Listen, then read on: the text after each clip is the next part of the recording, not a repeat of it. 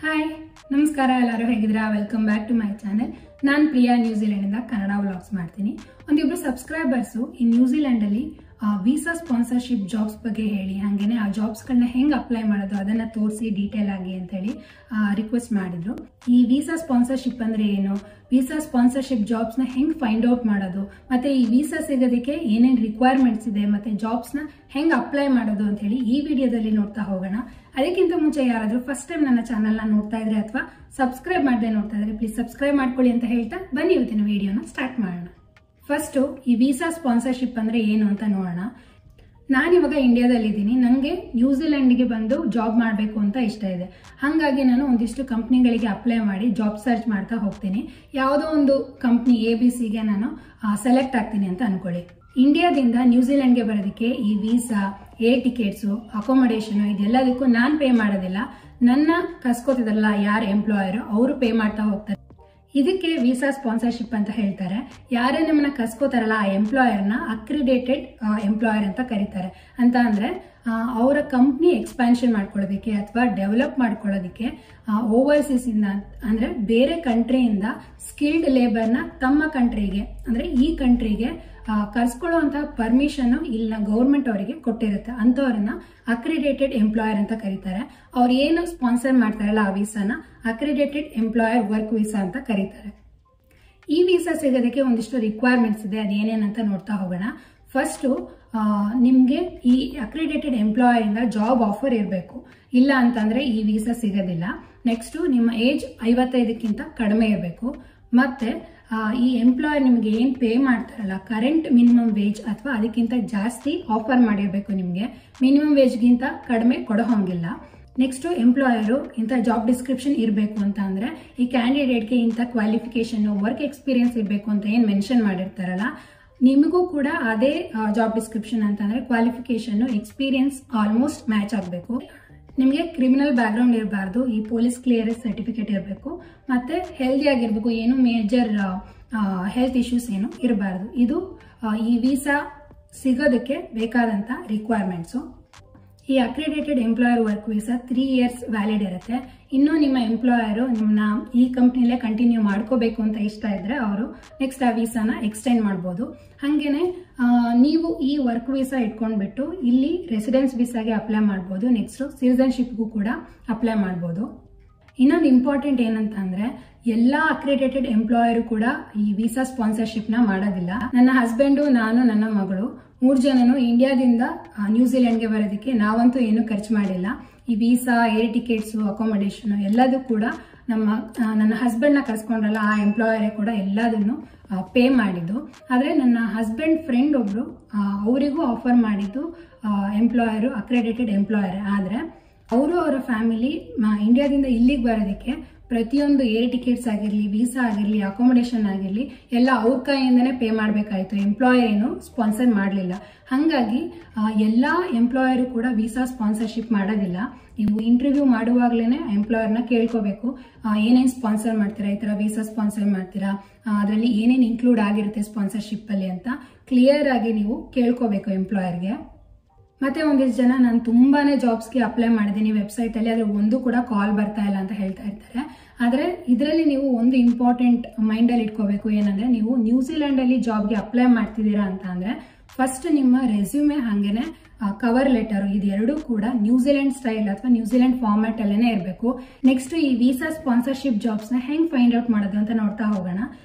ನೀವು ವೆಬ್ಸೈಟ್ ಅಲ್ಲಿ ಯಾವ ಕೀವರ್ಡ್ಸ್ ನ ಇಟ್ಕೊಂಡು ಸರ್ಚ್ ಮಾಡ್ತಾ ಇದ್ದೀರಾ ಜಾಬ್ ನ ಅದು ತುಂಬಾನೇ ಇಂಪಾರ್ಟೆಂಟ್ ಆಗುತ್ತೆ ಅದು ಯಾವ ಕೀವರ್ಡ್ಸ್ ಅಂತ ಹೇಳಿ ನಾನು ಈಗ ಸ್ಕ್ರೀನ್ ಮೇಲೆ ತೋರಿಸ್ತಾ ಹೋಗ್ತೀನಿ ಈಗ ನಾನು ಒಂದಿಷ್ಟು ಕೀವರ್ಡ್ ನ ಮೆನ್ಷನ್ ಮಾಡಿದ್ದೀನಿ ಅದನ್ನ ನೋಟ್ ಮಾಡ್ಕೊಳ್ಳಿ ಹಾಗೇನೆ ಅದನ್ನ ಡಿಸ್ಕ್ರಿಪ್ಷನ್ ಬಾಕ್ಸ್ ಅಲ್ಲೂ ಕೂಡ ಕೊಟ್ಟಿರ್ತೀನಿ ಈ ಕೀವರ್ಡ್ಸ್ ಇಂದ ಯಾವ್ಯಾವ ವೀಸಾ ಸ್ಪಾನ್ಸರ್ಶಿಪ್ ಜಾಬ್ಸ್ಗಳು ಸಿಗುತ್ತೆ ವೆಬ್ಸೈಟಲ್ಲಿ ಅಂತ ಹೇಳಿ ಆರಾಮಾಗಿ ಫೈಂಡ್ ಔಟ್ ಮಾಡ್ಬೋದು ಯಾವ್ಯಾವ ವೆಬ್ಸೈಟು ಅಂತ ಹೇಳಿ ನಾನು ಡಿಸ್ಕ್ರಿಪ್ಷನ್ ಬಾಕ್ಸಲ್ಲೂ ಕೂಡ ಕೊಟ್ಟಿರ್ತೀನಿ ಈಗ ನಾನು ಫಸ್ಟ್ ಕೀವರ್ಡ್ನ ಕಾಪಿ ಮಾಡಿ ಸೀಕ್ ವೆಬ್ಸೈಟಲ್ಲಿ ಹೋಗಿ ಸರ್ಚ್ ಮಾಡ್ತಾ ಹೋಗ್ತೀನಿ ಈ ಪಕ್ಕದಲ್ಲಿ ಕ್ಲಾಸಿಫಿಕೇಷನ್ ಅಂತ ಹೇಳಿ ಒಂದು ಫೀಲ್ಡ್ ಇದೆಯಲ್ಲ ಇದು ನೀವು IT ಪ್ರೊಫೈಲಲ್ಲಿ ಜಾಬ್ ಹುಡುಕ್ತಾ ಇದ್ದೀರಾ ಅಥವಾ ಅಗ್ರಿಕಲ್ಚರ್ ಅಥವಾ ಫಾರ್ಮಿಂಗ್ ರಿಲೇಟೆಡ್ ಜಾಬ್ ಹುಡುಕ್ತಾ ಇದ್ದೀರಾ ಆ ಥರ ನೀವು ಸ್ಪೆಸಿಫಿಕ್ ಆಗಿ ಕ್ಲಾಸಿಫಿಕೇಷನ್ ಕೊಟ್ಟು ಕೂಡ ಸರ್ಚ್ ಮಾಡ್ಬೋದು ಮತ್ತು ಲೊಕೇಶನ್ ಯಾವ ಲೊಕೇಶನಲ್ಲಿ ಜಾಬ್ ಸರ್ಚ್ ಮಾಡ್ತಿದ್ದೀರಾ ಅಂತಲೂ ಸ್ಪೆಸಿಫಿಕ್ ಆಗಿ ಕೊಟ್ಟು ಜಾಬ್ನ ಸರ್ಚ್ ಮಾಡ್ಬೋದು ನಿಮಗೆ ತೋರಿಸೋದಕ್ಕೆ ಅಂತ ಹೇಳಿ ಒಂದು ಮೆಕ್ಯಾನಿಕ್ ಜಾಬ್ನ ಸೆಲೆಕ್ಟ್ ಮಾಡಿದ್ದೀನಿ.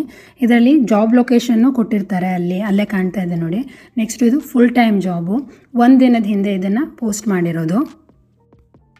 ನಿಮ್ಮ ಜಾಬ್ ರೋಲ್ ಏನು ಇಲ್ಲಿ ಅಂಥೇಳಿ ಅಂದರೆ ಟ್ರ್ಯಾಕ್ಟರ್ಗಳನ್ನ ಮೇಂಟೈನ್ ಮಾಡಬೇಕು, ರಿಪೇರ್ ಮಾಡಬೇಕು, ಈ ಥರ ನಿಮ್ಮ ರೋಲ್ ಏನು ಅಂತಲೂ ಮೆನ್ಷನ್ ಮಾಡಿರ್ತಾರೆ.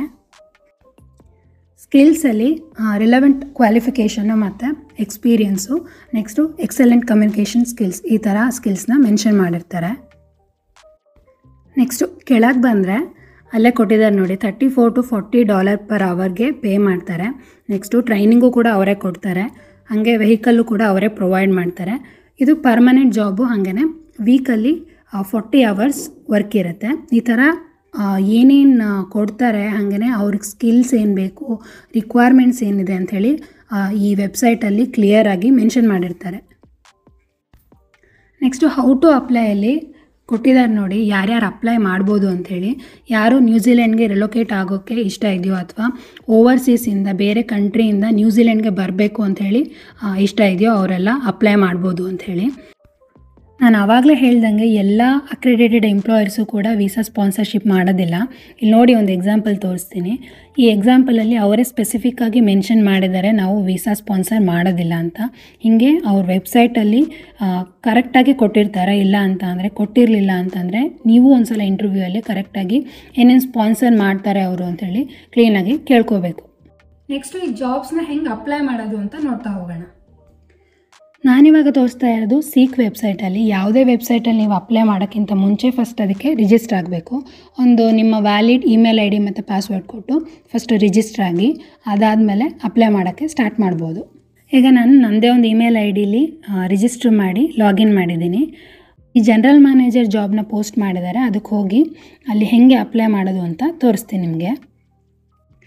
ಫಸ್ಟು ಈ ಕ್ವಿಕ್ ಅಪ್ಲೈ ಮೇಲೆ ಕ್ಲಿಕ್ ಮಾಡಿದ್ರೆ ನೆಕ್ಸ್ಟ್ ಒಂದು ಪೇಜ್ ಓಪನ್ ಆಗುತ್ತೆ. ಅದರಲ್ಲಿ ನಿಮ್ಮ personal details, first name, last name, home location ಅಂದರೆ ನೀವು ಯಾವ ಕಂಟ್ರಿಯಿಂದ ನೀವು ಜಾಬ್ ಅಪ್ಲೈ ಮಾಡ್ತಿದ್ದೀರಾ ಅಂಥೇಳಿ ಅಲ್ಲಿ ಟೈಪ್ ಮಾಡಬೇಕು. Next phone number, email ID ಬೇಕಾದರೆ ಆಮೇಲೆ ಚೇಂಜ್ ಮಾಡ್ಕೊಬೋದು. ನೆಕ್ಸ್ಟ್ ಅದೆಲ್ಲ ಡೀಟೇಲ್ಸ್ ಕೊಟ್ಟಾದಮೇಲೆ ಆ ಡೀಟೇಲ್ಸ್ನ ಸೇವ್ ಮಾಡಬೇಕು. ಇದಾದಮೇಲೆ ನಿಮ್ಮ ರೆಸ್ಯೂಮೆ ಮತ್ತು ಕವರ್ ಲೆಟರ್ನ ಅಪ್ಲೋಡ್ ಮಾಡಬೇಕು. ನಾನು ನಿಮಗೆ ತೋರಿಸೋದಕ್ಕೆ ಅಂತೇಳಿ ಡೋಂಟ್ ಇನ್ಕ್ಲೂಡ್ ಅಂತ ಸೆಲೆಕ್ಟ್ ಮಾಡಿದ್ದೀನಿ. ನೀವು ನಿಮ್ಮ ರೆಸ್ಯೂಮೆ ಮತ್ತು ಕವರ್ ಲೆಟರ್ನ ಅಪ್ಲೋಡ್ ಮಾಡಬೇಕು ಅಂತ ಆದರೆ ಅಲ್ಲಿ ನೆಕ್ಸ್ಟ್ ಬರ್ತಾ ಹೋಗುತ್ತೆ ಯಾವ್ಯಾವ ಫಾರ್ಮ್ಯಾಟಲ್ಲಿ ಇರಬೇಕು ಮತ್ತು ಮ್ಯಾಕ್ಸಿಮಮ್ ಸೈಜ್ ಎಷ್ಟಿರಬೇಕು ಅಂಥೇಳಿ. ಇಲ್ಲಿ ಆನ್ಸರ್ ಎಂಪ್ಲಾಯರ್ ಕ್ವೆಶನ್ ಅಂಥೇಳಿ ಒಂದು ಸೆಕ್ಷನ್ ಇದೆ. ಒಂದಿಷ್ಟು ಕ್ವೆಶನ್ಸ್ಗಳನ್ನೂ ಕೂಡ ಕೇಳಿದ್ದಾರೆ ನೋಡಿ ಇಲ್ಲಿ. ಇದರಲ್ಲಿ first one, which of the following statement describes you to right to work in New Zealand ಅಂತ ಅಂದರೆ ಇಲ್ಲಿ ಒಂದಿಷ್ಟು ಆಪ್ಷನ್ಸ್ ಕೊಟ್ಟಿದ್ದಾರೆ ನೋಡಿ. ನ್ಯೂಜಿಲೆಂಡ್ ಸಿಟಿಸನ್ ಆಗಿದ್ದೀರಾ ಅಥವಾ ಆಸ್ಟ್ರೇಲಿಯನ್ ಸಿಟಿಸನ್ನ, ವರ್ಕ್ ವೀಸಾ ಇದೆಯಾ ಅಥವಾ ಸ್ಪಾನ್ಸರ್ಶಿಪ್ ಬೇಕಾ ನಿಮಗೆ, ಇದರಲ್ಲಿ ಯಾವುದು ನಿಮಗೆ ಕರೆಕ್ಟಾಗಿ ಸೂಟ್ ಆಗುತ್ತೆ ಅದನ್ನು ಸೆಲೆಕ್ಟ್ ಮಾಡ್ಕೋಬೋದು. ನೆಕ್ಸ್ಟ್ ನಿಮ್ಮ ಎಕ್ಸ್ಪೆಕ್ಟೆಡ್ ಸ್ಯಾಲ್ರಿ ಎಷ್ಟು, ಆ್ಯನ್ಯಲ್ ಈಗ ಸ್ಯಾಲ್ರಿನ ಎಷ್ಟು ಎಕ್ಸ್ಪೆಕ್ಟ್ ಮಾಡ್ತಾ ಇದ್ದೀರಾ, ನೋಟಿಸ್ ಪೀರಿಯಡ್ ಎಷ್ಟು, ಜನರಲ್ ಮ್ಯಾನೇಜರ್ ಆಗಿ ನಿಮಗೆ ಎಷ್ಟು ವರ್ಷ ಎಕ್ಸ್ಪೀರಿಯನ್ಸ್ ಇದೆ, ಇದನ್ನೆಲ್ಲ ಮೆನ್ಷನ್ ಮಾಡಿ ಕಂಟಿನ್ಯೂ ಅಂತ ಕ್ಲಿಕ್ ಮಾಡಬೇಕು. ನೆಕ್ಸ್ಟು ನಿಮ್ಮ ವರ್ಕ್ ಎಕ್ಸ್ಪೀರಿಯನ್ಸ್, ನೀವೇನಾದ್ರು ಫ್ರೆಷರ್ ಆಗಿದ್ದರೆ I am new to workforce ಅಂತೇಳಿ ಸೆಲೆಕ್ಟ್ ಮಾಡ್ಬೋದು. ಇಲ್ಲ ನಿಮಗೆ ವರ್ಕ್ ಎಕ್ಸ್ಪೀರಿಯನ್ಸ್ ಇತ್ತು ಅಂತ ಅಂದರೆ ನೆಕ್ಸ್ಟು ಅಂದರೆ ಡೀಟೇಲ್ಸ್ ಬರ್ತಾ ಹೋಗುತ್ತೆ. ಈ ಪ್ರೀವಿಯಸ್ ಕಂಪ್ನಿಲಿ ನಿಮ್ಮ ಜಾಬ್ ರೋಲ್ ಏನಿತ್ತು ಅಂದರೆ ಮ್ಯಾನೇಜರಾಗಿ ವರ್ಕ್ ಮಾಡಿದ್ರೆ, ಟೀಮ್ ಲೀಡಾಗಿ ವರ್ಕ್ ಮಾಡಿದ್ರೆ, ಈ ಥರ ರೋಲ್ನ ಮೆನ್ಷನ್ ಮಾಡಬೇಕು. ನೆಕ್ಸ್ಟು ಕಂಪ್ನಿ ನೇಮು, ಎಲ್ಲಿಂದ ಎಲ್ಲಿ ತನಕ ಯಾವ ಇಯರಲ್ಲಿ ಸ್ಟಾರ್ಟ್ ಮಾಡಿದ್ರಿ, ಎಂಡ್ ಮಾಡಿದ್ರಿ, ಇಲ್ಲ ನೀವೇನಾದರೂ ಇವಾಗ ಇನ್ನೂ ಆ ಕಂಪ್ನಿಲೇ ವರ್ಕ್ ಮಾಡ್ತಿದ್ದೀರಾ ಅಂತಂದರೆ ಸ್ಟಿಲ್ ಇನ್ ಅ ರೋಲ್ ಅಂತ ಹಾಕಬೇಕು. ಆ ಜಾಬ್ ಮಾಡುವಾಗ ನಿಮ್ಮ ರೆಸ್ಪಾನ್ಸಿಬಿಲಿಟೀಸ್ ಏನಿತ್ತು ಮತ್ತು ಸ್ಕಿಲ್ಸ್ ಏನು, ಅಚೀವ್ಮೆಂಟ್ಸ್ ಅಂತ ಅಂದರೆ ಈಗ ಒಂದೊಂದು ಕಂಪ್ನೀಲಿ ಸ್ಪಾಟ್ ಅವಾರ್ಡ್ಸ್ ಅಂತೆಲ್ಲ ಕೊಡ್ತಾರೆ. ಇವಾಗ ಜಾಬ್ ಮಾಡುವಾಗ ಅವಾರ್ಡ್ಸ್ ಏನಾದ್ರು ಸಿಕ್ಕಿತ್ತಾ, ಈ ಥರದ್ದೆಲ್ಲ ನೀವು ಮೆನ್ಷನ್ ಮಾಡ್ಬೋದು. ಇದಾದಮೇಲೆ ನಿಮ್ಮ ಎಜುಕೇಷನಲ್ ಬ್ಯಾಕ್ಗ್ರೌಂಡ್ ಅಂದರೆ ನಿಮ್ಮ ಕಾಲೇಜ್ ಯಾವ ಕಾಲೇಜಲ್ಲಿ ಮುಗಿಸಿದ್ರಿ ಮತ್ತು ಯಾವ ಕೋರ್ಸು, ಯಾವ ಇಯರಲ್ಲಿ ಕೋರ್ಸ್ನ ಫಿನಿಷ್ ಮಾಡಿದ್ರಿ, ನೆಕ್ಸ್ಟು ನಿಮ್ಮ ಪ್ರಾಜೆಕ್ಟ್ಸು, ಅಚೀವ್ಮೆಂಟ್ಸು ಏನಾದ್ರು ಅವಾರ್ಡ್ಸ್ಗಳು ಏನಾದ್ರು ಇದ್ದರೆ ಅದನ್ನು ಮೆನ್ಷನ್ ಮಾಡ್ಬೋದು. ನೀವು ಆ ಕೋರ್ಸ್ನ ಕಂಪ್ಲೀಟ್ ಮಾಡಿರಲಿಲ್ಲ ಅಂತಂದರೆ ಯಾವಾಗ ಕೋರ್ಸ್ ಕಂಪ್ಲೀಟ್ ಆಗ್ಬೋದು ಅಂಥೇಳಿ ಒಂದು ಫೀಲ್ಡ್ ಇದೆ. ಈ ಫೀಲ್ಡ್ ಇನ್ನು ಮ್ಯಾಂಡೇಟ್ರಿ ಏನಲ್ಲ, ಆಪ್ಷನಲ್ ಅದು. ನೆಕ್ಸ್ಟು ನಿಮ್ಮ ಸ್ಕಿಲ್ಸ್ಗಳನ್ನ ಮೆನ್ಷನ್ ಮಾಡ್ತಾ ಹೋಗೋದು.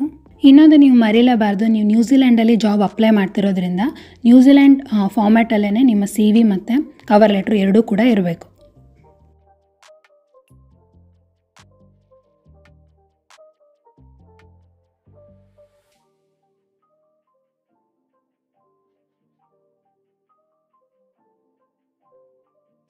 ಇದಾದಮೇಲೆ ಡ್ರೈವಿಂಗ್ ಲೈಸೆನ್ಸ್ ಇನ್ಫಾರ್ಮೇಷನ್ನು, ನಿಮ್ಮ ಡ್ರೈವಿಂಗ್ ಲೈಸೆನ್ಸಲ್ಲಿ ನಿಮ್ಮ ನೇಮ್ ಏನಿದೆ, ಹಾಗೆಯೇ ಇಶ್ಯೂ ಡೇಟ್ ಯಾವಾಗ, ಎಕ್ಸ್ಪೈರಿ ಆಗೋದು ಯಾವಾಗ ಅಂಥೇಳಿ ಮೆನ್ಷನ್ ಮಾಡಿದ್ರೆ ಸಾಕು. ಇದಾದಮೇಲೆ ಕಂಟಿನ್ಯೂ ಕ್ಲಿಕ್ ಮಾಡಿದ್ರೆ ನೀವೇನೇನು ಇಷ್ಟೋ ತನಕ ಇನ್ಫಾರ್ಮೇಷನ್ ಕೊಟ್ರಲ್ವಾ ಅದೆಲ್ಲ ಆ ಡೀಟೇಲ್ಸ್ ಎಲ್ಲ ಡಿಸ್ಪ್ಲೇ ಆಗುತ್ತೆ. ಇನ್ನೊಂದು ಸಲ ವೆರಿಫೈ ಮಾಡಿ next be found by other ಎಂಪ್ಲಾಯರ್ಸಲ್ಲಿ ಫಸ್ಟ್ ಆಪ್ಷನ್ ಸೆಲೆಕ್ಟ್ ಮಾಡಿ ಸಬ್ಮಿಟ್ ಕೊಟ್ಟರೆ ನೀವು ಅಪ್ಲಿಕೇಶನ್ನ ಸಬ್ಮಿಟ್ ಮಾಡ್ದಂಗೆ. ನೋಡಿದ್ರಿ ಅಲ್ವಾ ವೀಸಾ ಸ್ಪಾನ್ಸರ್ಶಿಪ್ ಜಾಬ್ಸ್ನ ಹೆಂಗೆ ಫೈಂಡ್ ಔಟ್ ಮಾಡೋದು, ಅಪ್ಲೈ ಮಾಡೋದು, ಹಾಗೇನೆ ರಿಕ್ವೈರ್ಮೆಂಟ್ಸ್ ಎಲ್ಲ ಏನೇನು ಇರುತ್ತೆ ಅಂತ ಹೇಳಿ. ಏನಾದರೂ ಡೌಟ್ಸ್ ಇದ್ರೆ ಪ್ಲೀಸ್ ಕಮೆಂಟ್ ಮಾಡಿ ತಿಳಿಸಿ. ಈ ವಿಡಿಯೋ ಇಷ್ಟ ಆಗಿದೆ ಪ್ಲೀಸ್ ಲೈಕ್ ಮಾಡಿ, ಹಾಗೆ ಸಬ್ಸ್ಕ್ರೈಬ್ ಮಾಡೋದನ್ನ ಮರಿಬೇಡಿ. ನೆಕ್ಸ್ಟ್ ವಿಡಿಯೋದಲ್ಲಿ ಮತ್ತೆ ಮೀಟ್ ಮಾಡ್ತೀನಿ. ಅಲ್ಲಿ ತನಕ ಬಾಯ್ ಬಾಯ್.